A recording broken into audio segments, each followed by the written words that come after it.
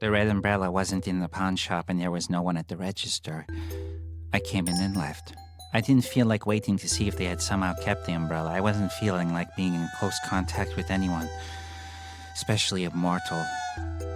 Both Boston and Providence were pulling at me. Boston simply because it had been where I had done my art the most recently, and Providence because there was my art.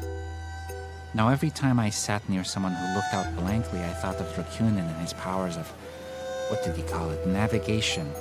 The person on the bus, however, jerked awake and started to talk animatedly with the driver, and I gave myself permission to stop worrying about such things.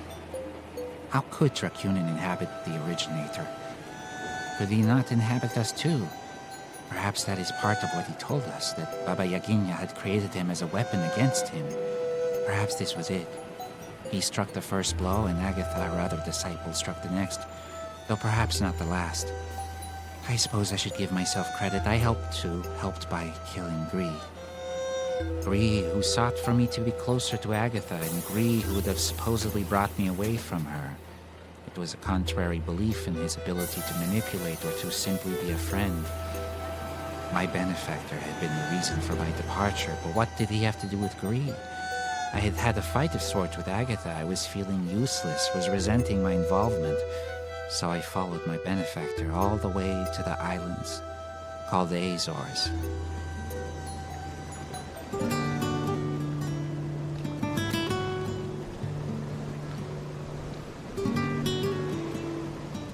There in a colony with other artists, I lived and painted an old church. The others would fast, and so I fasted. Others would not sleep for days, and I would not sleep for days. I felt like I was purging my vampireness, the urge, out of my system, and was simply going to put all myself into my art. Now new, now abstract, all feeling. There would be no images to possess and harm anyone. It was only color, shapes, feelings, yes. It was feeling I was pursuing like a madness. I would abandon the world and the material and go only inward, skyward. The stars came down at night and danced among us. We sang to them and they shined brighter. Strangely, though we all were free and many partnered with many others, I felt like a child, and so I excused myself more often than not when another was attracted to me. I would walk long hours, naked in the midnight rain. I would fall upon the earth, feel it beneath me as I would have a lover, and then, caked with soil, caked in clay, I would find my way to my paints, my canvases, and my smooth church walls and paint in the dark, for I knew sight was also only an illusion. The crows descended like a dark cloud on the island one day. One day when I was sleeping. I slept for 3 days straight, apparently. It worried the others tremendously, I heard, and I should have known what it meant, but I did not want to leave. I did not want to leave no matter what. This time was all mine, you see.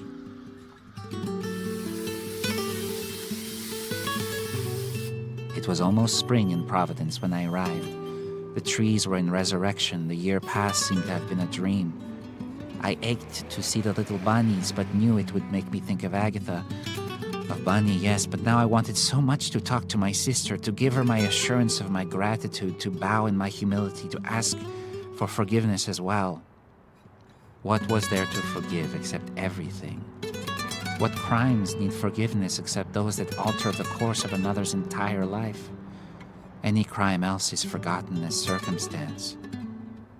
What was I like before I went to the colony? What was I like after? I had needed to lose control to gain it, and then the feelings were no longer hiding in the caverns of my unconscious. They were in me, and the true work began. I paid to enter the museum gladly, but when I arrived at where my exhibition had been, it was no longer there. Cordoned off for a new exhibit in the making. I sighed, almost relieved. I wasn't sure I really wanted to look at my art at this moment, after all. But I did feel I needed to look at the painting of Agatha as well as the fountain painting to observe it more closely. I walked around the corner, then up the stairs to see the Impressionists. And to my surprise, before I got there, against an inconspicuous wall almost out of the way, there she was, her neck in exaggeration, defiant to our trauma. "You are enough," I wanted to tell her with this painting. "You don't need to do so much." I may have shed a tear looking at it there. The label read Exhibition The Immortal Artist, Neto Victus, early 19th century from a private collection. Stolen from Harry and then donated on his behalf, it would seem. By Parker, no doubt, through the Red Umbrella Society. Perhaps I would start signing my name Neto Victus. Victus for triumphant. It had been painted, I think, mid-19th, past the halfway mark, but close enough. They were going off the style of dress, perhaps the pigment available. I stared at my work a little longer. For a brief moment, I was proud of myself. Then I went into the Impressionist wing and felt a little self-loathing return, but only a little, like a memory of how cruel I could have been to myself. I exited through the coffee shop. I bought a small cup of coffee, black. Down the street I found the fountain, gave it an imperceptible nod hello, as if it were a window to another place. Then I climbed up the stairs to what they called the Athenaeum. I finished my coffee outside, went inside, noticed a donation request, and gave them some form of cash I had in my pocket. Probably too much. I was not good with money. I gave it away too easily. I walked around the library, suddenly remembering the book that Harry had bought me. It was a version of Poe's The Murders in the Rue Morgue, in French, of course, along with some other short stories. I don't think I'd ever read it, and so I sought it out here since I gathered that it was fittingly a place Poe had been. Curiously, they did not have any more copies to check out or look at, but I was looking forward to looking at the copy that Harry had bought me, despite my French being rusty. How different it was this time to be in Providence. No longer as afraid or paranoid, no longer wondering about the mystery of it all. Murder, quoth the raven. No, nevermore, that was it. I had killed Gree. Why was I continuing on like this, so lackadaisical? I had been numb to the fact, acting on my assumed innocence, on his presumed guilt, on my lack of options, but still, he was there behind me, a thin blot of red seeping from his lips, casually tamping at it with a handkerchief and then turning politely away. Whenever you have time, old friend, said Gree. What had Dracula said to me through the voice of the myth? People aren't always raised by people, you see. Sometimes they're raised by stories. Isn't that marvelous? But it can be a horror as well. For sometimes they don't recognize they're listening to a fairy tale. They are the fairy tale, unable to see before it's too late that they aren't the hero. Not at all. That's the power of story. If you don't know your own, you're liable to listen to another.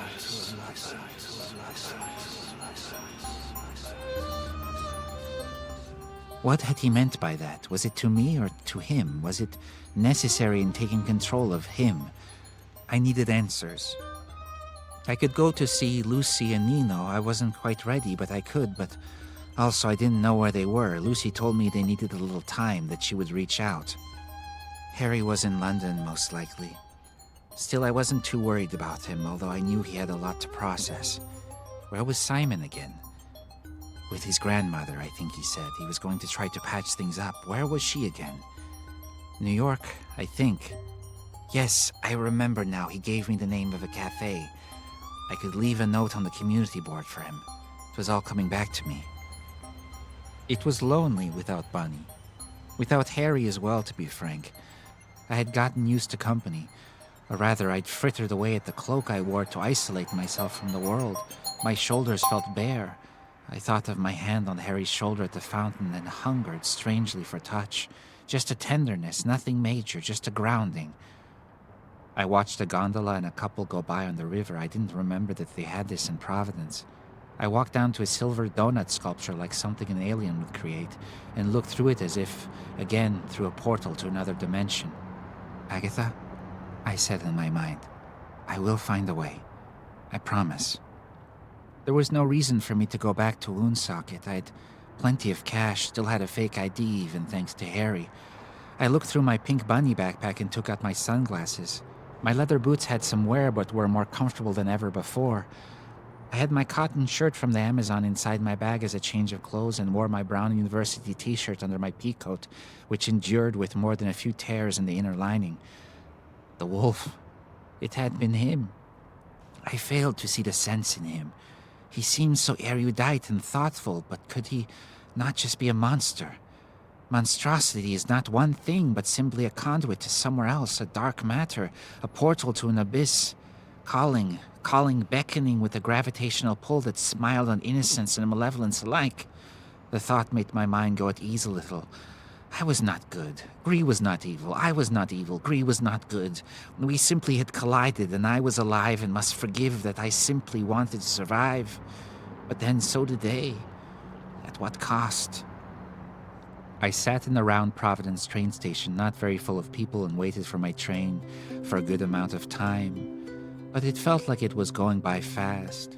I sat at the cafe, which played a nice eclectic mix of rock and roll and jazz and classical, and ate a poppy seed bagel with strawberry cream cheese. A woman sat near me, and I was startled when I saw her calf had a tattoo of a rabbit on it. Startled because I felt my hand burn slightly, like the powers from before. The rabbit stayed a tattoo, but also I could not help my hand from trembling.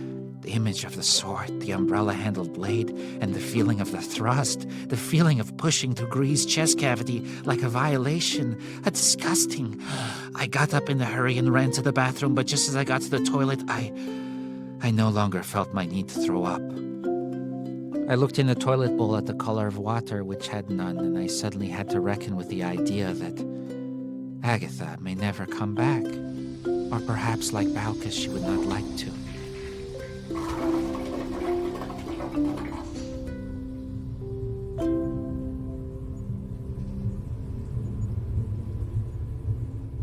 On the train I slept, and as I slept I dreamt.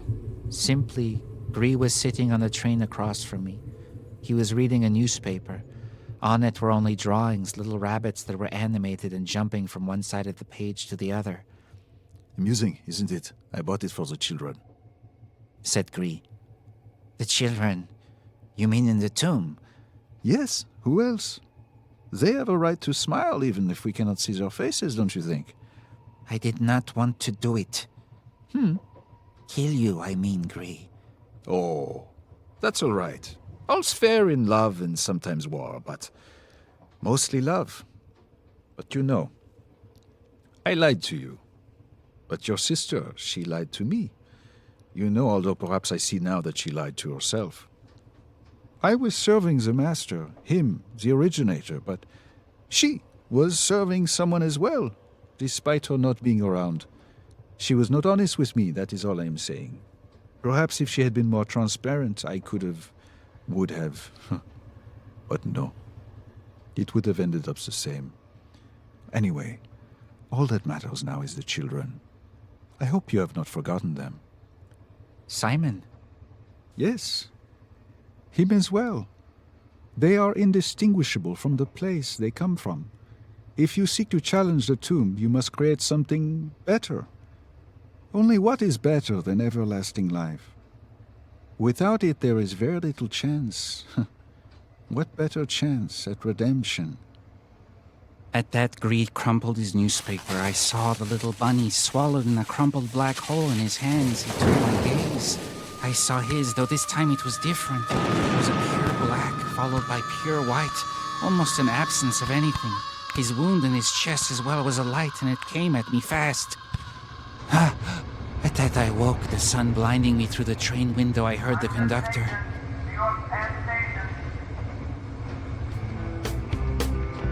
A wave of humanity came at me like the murmurations of swallows at dusk. The flow had a beauty, but also was overwhelming to the senses, along with the smells, the hanging heat of very late afternoon. A breeze beckoned me to cross the street suddenly to avoid the throng. I remembered crossing Hollywood Boulevard, how overwhelmed I had been at the time. Now I felt differently. My senses were making me feel almost manic, but I had a sense that the noise, the beings, the smells, even they were all just an extension of my own being. I felt ownership for the chaos, like I could contain it. You are an artist, that is why we like you, said the voices. I hadn't heard from them for a while. It took me much too long to remember that Queens was on a different island than Manhattan, and that New York was much larger than I remembered. It also took me too long to remember I hadn't been to the city since possibly the 90s, and although it felt less threatening, it also was considerably more crowded than I could ever imagine. I was overwhelmed, exhausted. One block I felt depressed, the next I felt like I was going to leap into a store and make some kind of impulse purchase to quell the feelings. I walked by an adult store, and in the reflection my image went between what I thought I looked like and an old man, and in that image I saw the Ancient One, but it was just my imagination.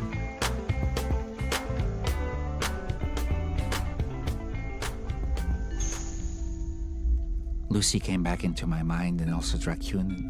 I saw them in the strip club, Lucy bored and him twirling a straw in his drink, looking almost like a devil. How did I see this so clearly in my mind? It made me want to paint in colors of neon. I saw myself in the entryway of this club, somehow vivid. I waved to Lucy, she saw me and smiled, and I brought her outside to here, to life, to love and picnics, and then I felt a knife in my back. Not really, but in my imagination I felt it. It was only the strap of my bunny backpack digging into me as I found myself hyperventilating. Again, this was all my imagination, but for the moment it felt real. Well, what did you expect? Dracula said as I turned to him. I tried to pull the knife out of my back, but I could not. This is a Brooklyn-bound 2 express train. The next stop. Then I was in the Fulton subway on my way to Street. Queens.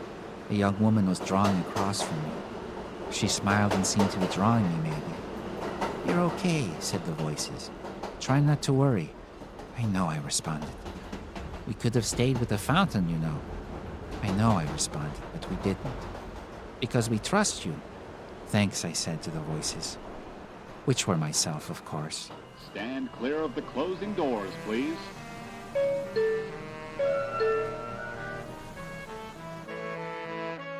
The train took almost an hour, but I only had to change over one time. Then when I got off the cafe, it was easy to find. It was called Topos Bookstore Cafe. I couldn't remember quite what language that was. In Latin, it meant place, I think, like topography. It reminded me of my ancient tongue. I think it had a slang meaning in a way in my old tongue. I think people would say it to shut you up, like you're saying gossip or untruths, I think. It was used liberally, as in when at the market someone was trying to sell you something and you did not like the price, you said topos as you walked away. I'm not sure if I'm right in remembering that. Anyway, I browsed around. It was nice to handle some books, to look at the designs. In a way, you could know that everyone who had made these would be interesting to talk to, so it was like being in a coliseum worth full of people.